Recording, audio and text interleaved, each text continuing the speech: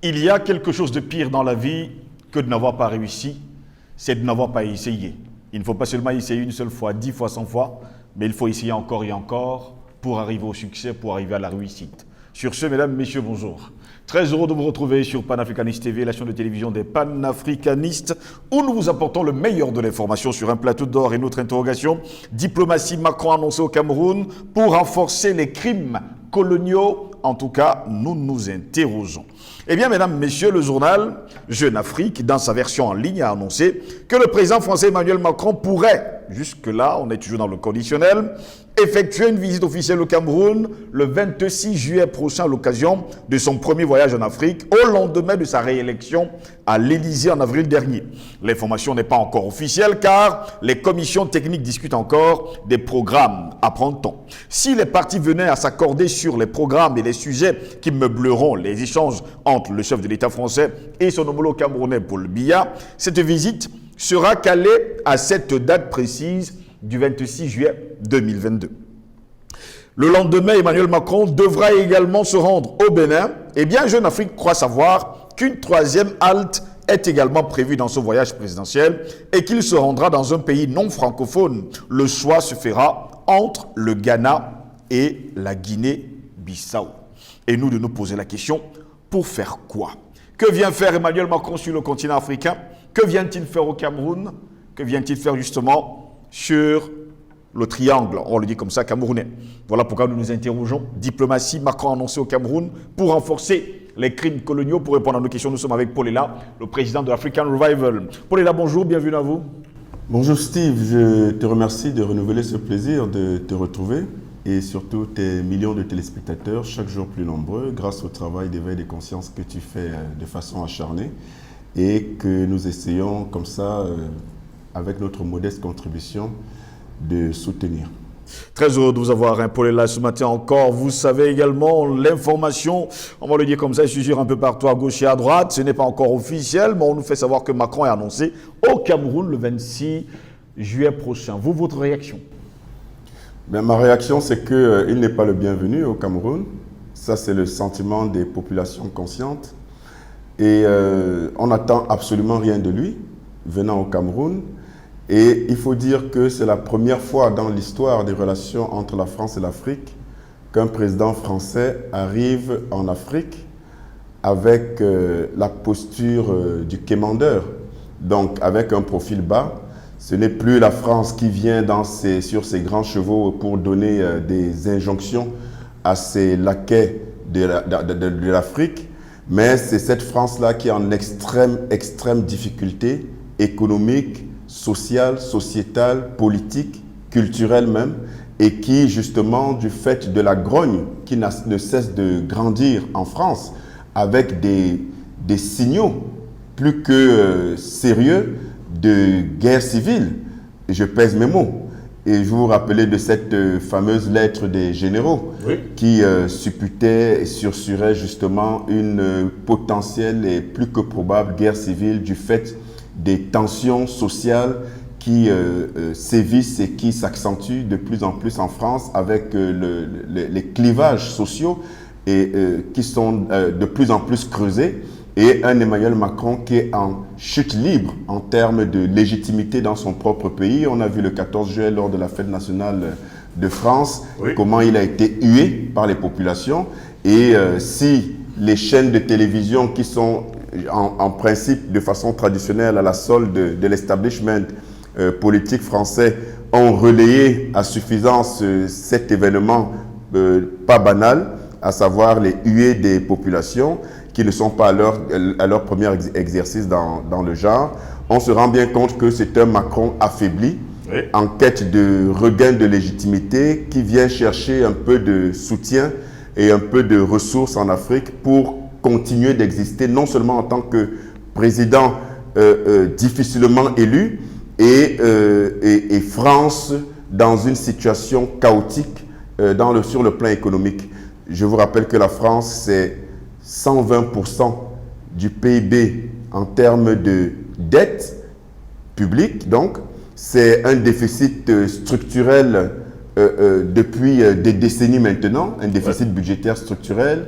c'est une inflation qui frôle les 6%, pendant que toute l'Union européenne est à 8% du PIB en termes d'inflation, largement au-delà des contraintes, des critères de convergence de Maastricht, qui fixe un taux maximum de 3% pour l'inflation et de 60% pour l'endettement. Donc voilà une France à mal, voilà une Europe à mal, et vous connaissez très bien la situation de l'euro actuellement, qui est en chute libre également et qui vient de s'équilibrer avec le dollar, ce qui n'était pas arrivé depuis 20 ans.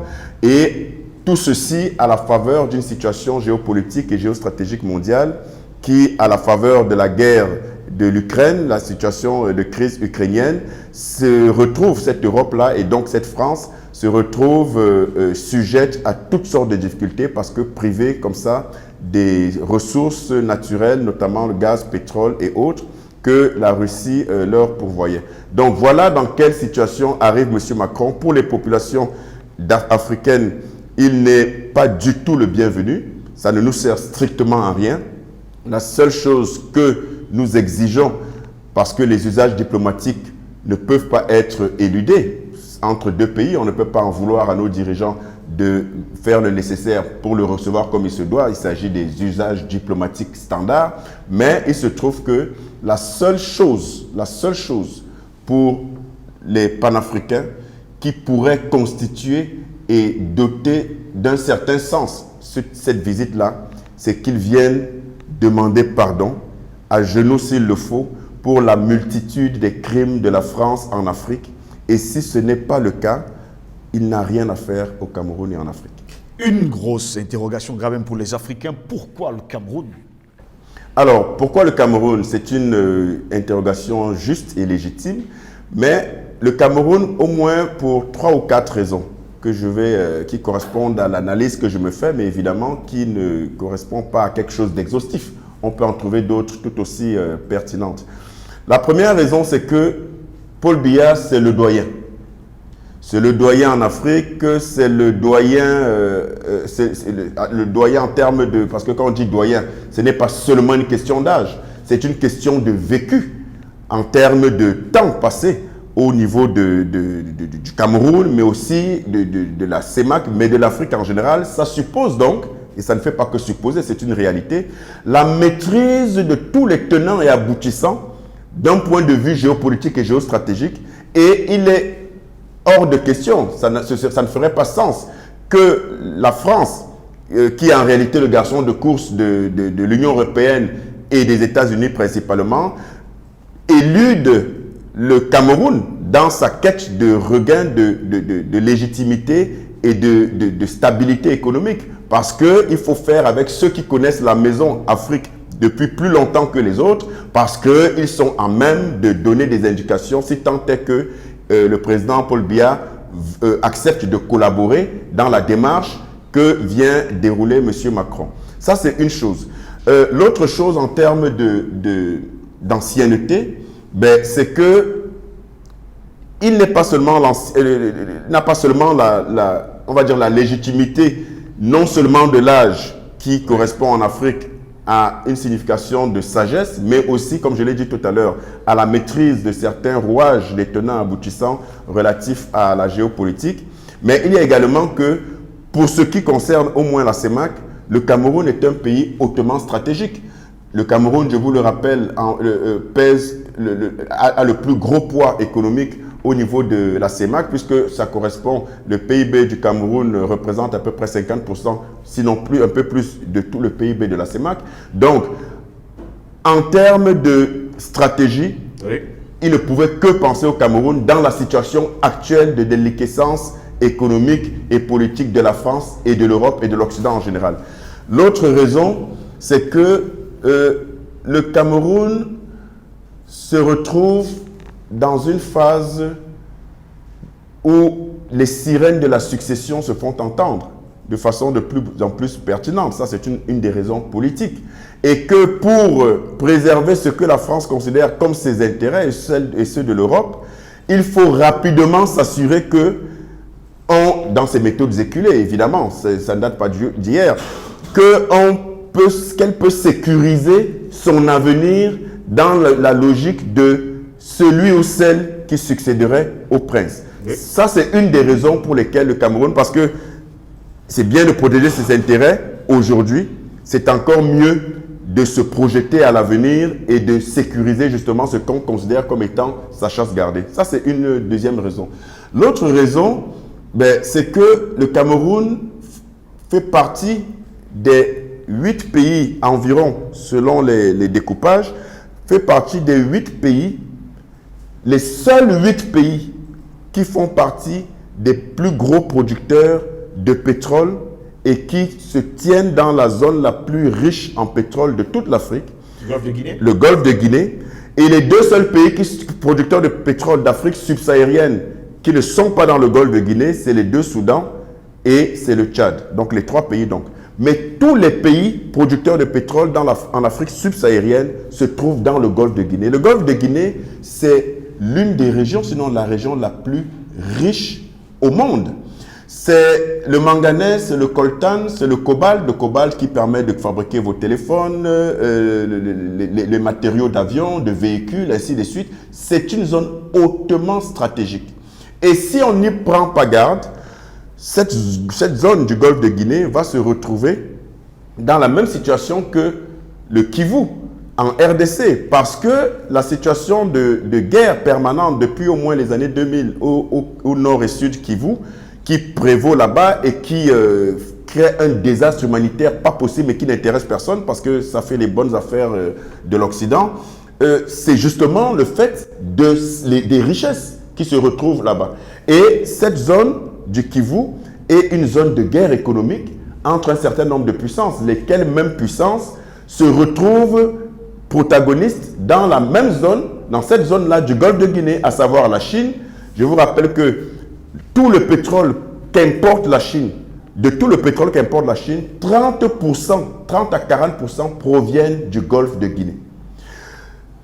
Vous avez les États-Unis qui, non seulement pour le pétrole, mais pour le coltan, parce que je vous rappelle que le coltan, entre autres produits industriels dont elle constitue la matière première, il y a les bombes, par exemple. Il y a le nucléaire, il y a un certain nombre d'armes et on sait que les États-Unis, c'est le fief de l'armement au monde. Oui. Donc, les États-Unis aussi se retrouvent dans cette guerre. J'ai cité la Chine. Vous avez évidemment l'Union européenne et vous avez la Russie. C'est une zone de conflit économique latent qui est extrêmement fort. Je rappelle également qu'en termes d'enjeux économiques, il y a ce qu'on appelle les zones économiques d'exclusivité. Les zones économiques d'exclusivité ou zones exclusives économiques, ce sont, d'après le Code maritime qui date de 1994, autant pour moi, il y a 4 grosses puissances maritimes au monde. Quand on parle de puissances maritimes, c'est celles justement qui ont la plus grande zone et le plus grand nombre de territoires maritimes qui rentrent dans le sens des zones exclusives économiques. Et les 4 grandes puissances, ces 4 grandes puissances sont les États-Unis en tête, la France en deuxième position, l'Australie et il y a un 4e, et la Russie, voilà. L'Australie et la Russie. Donc, États-Unis, France, Australie et Russie. Alors, c'est très important ce que je vais dire là. La France se retrouve deuxième puissance maritime mondiale. Quand on parle de puissance maritime mondiale et quand on parle de zone exclusive économique, c'est très important. Et quand vous comprenez cela, vous ne pouvez qu'être choqué parce que vous comprenez la source de tous les malheurs de l'Afrique et de tous ceux qui sont tributaires de l'hégémonie impérialiste occidentale. Ce concept de zone économique exclusive qui est créé justement par ces Occidentaux, c'est de dire que partout où il y a de la mer, partout où il y a des océans, partout où il y a des espaces liquides, les pays qui ont une zone exclusive économique ont le droit exclusif à ces endroits-là pour l'exploration, pour l'exploitation, pour la conservation et pour la gestion de toutes les ressources qui se retrouvent sur cette zone. Est-ce que vous voyez ce que ça veut dire? Alors, tenez-vous tranquille.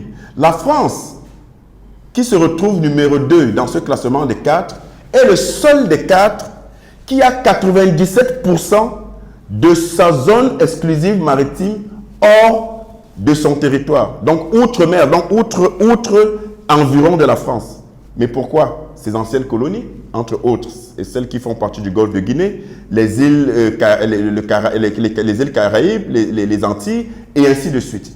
En clair, vous comprenez que la France est le seul usurpateur, le seul imposteur de tous ces pays-là qui, et ce n'est pas que dans ce domaine, mais on le sait déjà, mais j'ai apporté cet élément supplémentaire pour ceux qui ne le savaient pas, pour dire à quel point la France, en réalité, est un parasite qui n'existe que par la spoliation et le pillage multiséculaire sur ces anciennes colonies, et que la France qui arrive au Cameroun aujourd'hui, c'est une France aux abois économiquement et qui justement est mandatée par son maître états-unien qui sait que l'avenir de l'Occident se joue en Afrique.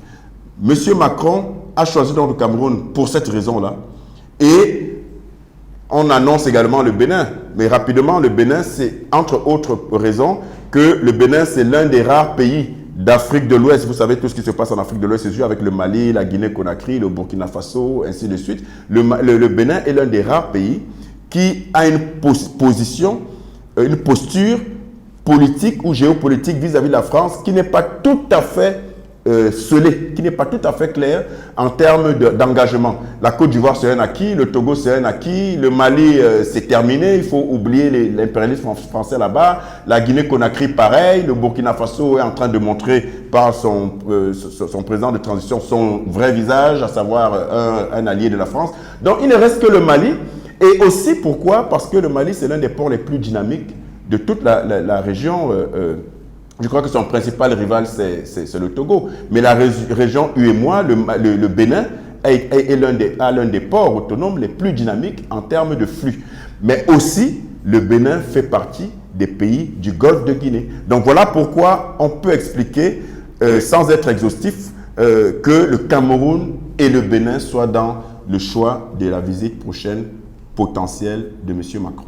Il y a quelques décennies sur le continent africain, lorsqu'un chef d'État français arrivait justement sur le sol d'un État africain qui était justement une chasse gardée de la France, on voyait des pancartes, d'ailleurs on faisait des tissus à l'effigie des deux chefs d'État, le président français et sans oublier le président du pays qui l'accueillait. On a l'impression aujourd'hui que tout ça est révolu. Est-ce pour dire que finalement les consciences s'éveillent et que le passé c'est le passé? Il y a de nouveaux paradigmes. Mais évidemment, mon cher Steve, je sais que tu poses cette question en tant que journaliste, mais tu connais très bien la réponse. Le travail que tu fais ici tous les jours, le travail que tous les panafricanistes, les valeureux panafricanistes qui prennent sur leur temps et qui acceptent le prix à payer pour justement contribuer efficacement au travail d'éveil des consciences, voilà le résultat. Mais évidemment qu'aujourd'hui, allez dans la rue. Allez dans la rue, poser des questions aux gens, demandez-leur au fait, M. Macron arrive. Quand je dis aller dans la rue, je dis c'est exprès. C'est-à-dire que le citoyen lambda va vous dire, on n'en a rien à foutre. Il va vous le dire comme je vous le dis là. Mais pourquoi? Parce que l'Africain d'aujourd'hui, comme j'aime à le dire, l'Africain du 21e siècle de 2022 n'est pas l'Africain des années 60, des pseudo-indépendances, n'est pas l'Africain de la conférence de Berlin de 1884-1885, n'est pas l'Africain du 15e siècle lors du début des expéditions esclavagistes, et ainsi de suite. L'Africain d'aujourd'hui, c'est un Africain du fait justement du travail de nos ancêtres et du combat de nos précurseurs, parce qu'on n'a pas la science infuse et on n'est pas ceux qui viennent, libérer le continent parce que les autres ont dormi. Non, ça s'inscrit dans une dynamique, dans une logique, chaque époque ayant la spécificité de ses combats. Et de nos jours, on a la chance, je le dis sincèrement, on a une chance inouïe de vivre ce qu'on vit là. Parce que je peux vous dire que Dieu nous prête vie, mais en tout cas, nos générations là vont voir la fin de l'impérialisme. Parce qu'on est en train de voir le début, mais je vous assure qu'on va pouvoir assister, et c'est une grâce divine inouïe, on va pouvoir voir la fin, la chute complète de l'impérialisme occidental qui est dans une phase accélérée, et la visite de M. Macron est un signe patent de cette réalité-là. Et le fait que les populations et même les dirigeants ne s'émeuvent plus du tout alors de ce qu'un président français vienne au Cameroun, qui plus est en position de faiblesse, parce que je vous dis encore, M. Macron vient pour quémander, il vient à genoux, et s'il ne se met réellement pas à genoux pour demander non seulement pardon, mais pour reconnaître tous ces crimes-là que la France a commis, vous vous rappelez des milliers de morts à l'ouest du Cameroun avec le napalm par l'armée française, vous vous rappelez des centaines, voire des milliers de morts à l'est du Cameroun avec la lomidine qu'on injectait à des gens alors qu'ils savaient que c'était un poison, des médecins français. Vous vous rappelez de l'assassinat de tous nos héros, Nyobe, Osende Afana, Félix Moumié, dans lesquels les assassinats, la France avait toujours un rôle plus qu'actif. Donc, qu'ils viennent faire le beau et qu'ils viennent se pavaner, il ne sait pas ce qu'il attend. Je crois que s'il est un peu intelligent et qu'il lui en reste un chouïa d'intelligence, qu'il sache que le Cameroun, c'est le pays de Nyobe, de Sende Afana, de Félix Moumié, et de Martin-Paul Samba, de Douala Mangabel et de tous ces valeureux révolutionnaires de Tunjan Pouemi et autres, et que nous sommes les descendants de ces 10 fils et qu'on porte les germes de la révolution qui ne s'arrêtera, qui ne sera estompée que lorsque notre souveraineté totale sera acquise. Et il vient dans des braises. Il faut qu'il sache que quand il vient au Cameroun, là, il vient sur la terre de ceux qui n'ont pas fini de faire le deuil de Nyobe et de tous ses partenaires de lutte pour la liberté et la dignité du peuple noir et camerounais en particulier. Et que si il vient sur ses grands chevaux avec l'arrogance puérile qu'on lui connaît, c'est le sang de nos ancêtres qui va régler son compte. Ça, c'est un avertissement et c'est parce que j'ai encore un minimum de sympathie en tant qu'humain pour lui, parce que je ne veux pas que le pire lui arrive et que sa déchéance soit actée sur le sol camerounais, encore que ce ne serait pas étonnant pour l'histoire des combattants camerounais que nous avons. Donc, s'il a encore un peu d'intelligence et si elle a complètement disparu, cette intelligence supposée-là, qu'au moins autour de lui, ses conseillers qui pourraient encore avoir un peu de lucidité lui parlent du Cameroun et lui parlent de ce que c'est les Camerounais et du panafricanisme tel que nous le valorisons. Viendra, ne viendra pas, parce que jusqu'à preuve de contraire, Paul est là, ce n'est pas encore officiel, on hésite encore à rendre cela officiel, pourtant on peut également imaginer plus que quelques jours pour le 26. Mais vous croyez qu'il y a hésitation, pourquoi? C'est pour tout ce que je dis là. Mais il faut savoir que ces gens ne sont pas complètement cons, je dis pas complètement cons, parce qu'on sait qu'ils sont cons. Mais vous pouvez avoir la certitude absolue, pour moi ce n'est pas un doute, qu'il y a des hésitations claires. Parce que je vous dis, et ce n'est pas moi qui vais vous l'apprendre, vous que j'ai trouvé dans ce combat, noble et digne du panafricanisme, il est évident, il est acté qu'ils sont bien au courant. Ils ont leurs services secrets infiltrés partout. Ils savent ce que représente le Cameroun en termes de combat panafricaniste. Ils le savent, ils ne sont pas idiots. Et il sait très bien que M. Macron, il est en territoire hostile quand il vient au Cameroun. Et il sait très bien que M. Macron, M. Biya, le président Paul Biya, qui a dit à M.